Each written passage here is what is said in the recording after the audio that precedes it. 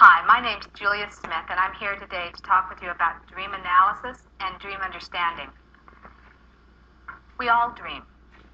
Some people think that they go to bed and they rest all night and they wake up in the morning without dreaming.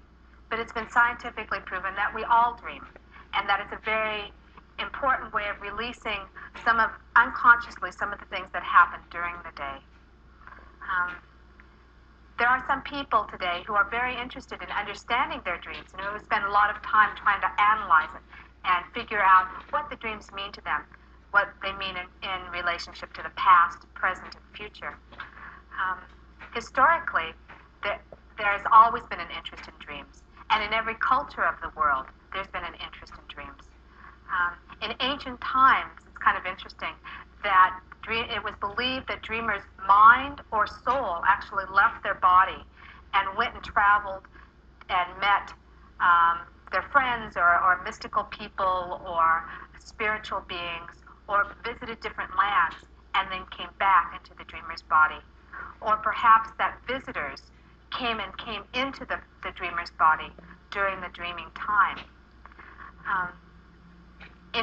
In different religions throughout history, and currently also, there's oftentimes a belief that dreams are actually messages from God. The Talmud says that an uninterpreted dream is like an unopened letter from God. Sometimes, in some religions, it's also believed that the dream can be the struggle between good and bad, or God and Satan. There's also, with primitive people, there's also a belief that the dreamer's soul is actually revealing an unfulfilled wish to the dreamer. And upon awakening, the dreamer will go and act on this wish. Of course, if we were to do that today in our society, it wouldn't work. But in some societies, it does work, and that's expected and respected. The Sonoy people in the Malay Peninsula have a very interesting way of dealing with dreams. In the past and currently, they spend a time each day talking, discussing, and trying to understand their dreams. Usually at breakfast time, the family will sit around, and each member of the family, and especially the children, are asked to discuss their dreams, remember them from the night before, and then try to understand, what does it mean? How does that affect who I am? How does it affect my past, my present, and my future? Currently, in our society, there's been 3 different psychotherapists who have contributed a lot to dreams and the understanding of dreams as we know them now. The first name that usually pops in our brains when we think of dream analysis is Sigmund Freud, kind of the father of psychology. Also, we kind of laugh when we think of Sigmund Freud and the way he interpreted dreams, because every different character or person or event in a dream was symbolic of something, and usually had some latent desires or unfulfilled wishes for the dreamer. And in adults especially, Freud believed that a lot of this was sexually connected. He had, for everything that was to happen in a dream, he had a symbol.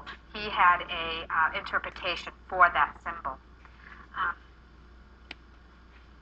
Freud was very involved in the interpretation of dreams with his clients. So the client would tell his or her dream, and then Freud would say, well, this is what it means.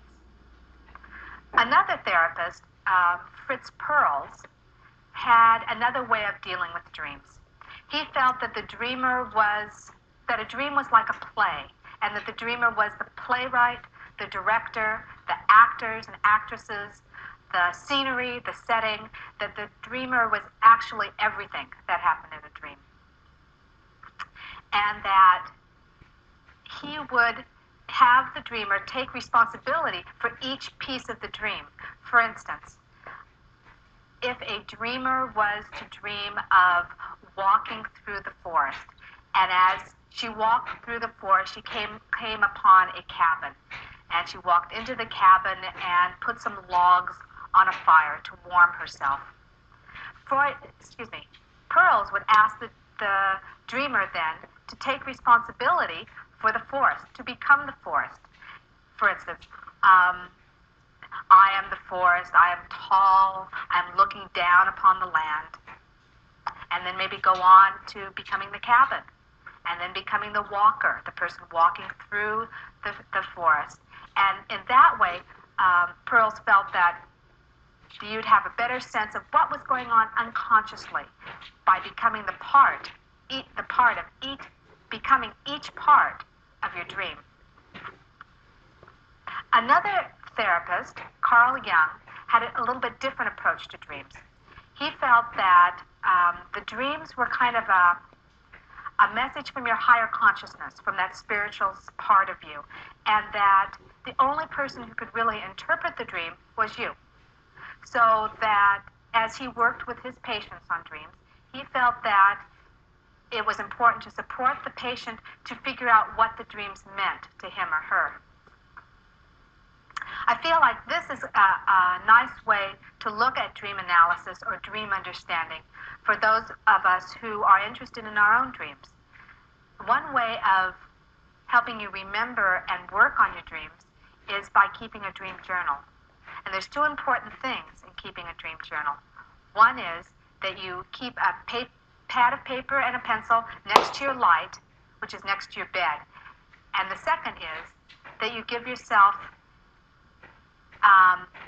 some warning, or you give yourself the message that you will wake up as soon as your dream is complete, and you'll write it down. I did this for about a year, and it was real hard at first, but as time went on, it got easier, and I found a very interesting sequence of my dreams. And I found that I would wake up and kind of in a semi-consciousness would quickly jot down my dream, and that I would forget it by the time I woke up. So it was interesting to read what I had written the night before in the morning. Now, after journaling your dream, to understand it is another thing. And I tend to support Jung's theory that the only person who can really interpret your dream is you. There's two ways of doing this, several ways of doing this. One way is when reading the dream, ask yourself questions. Why did I dream this? Why did I meet this person now in my life? What's going on with me consciously that would make my unconscious bring this into play now? Why would I choose this setting?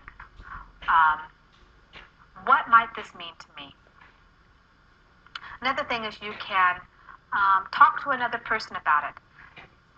Don't ask the person to analyze it, because you'll be losing your own understanding of the dream. You'll be getting somebody else's perspective. But tell it to somebody else. And as you talk about your dream, oftentimes you get better ideas of what the dream means to you.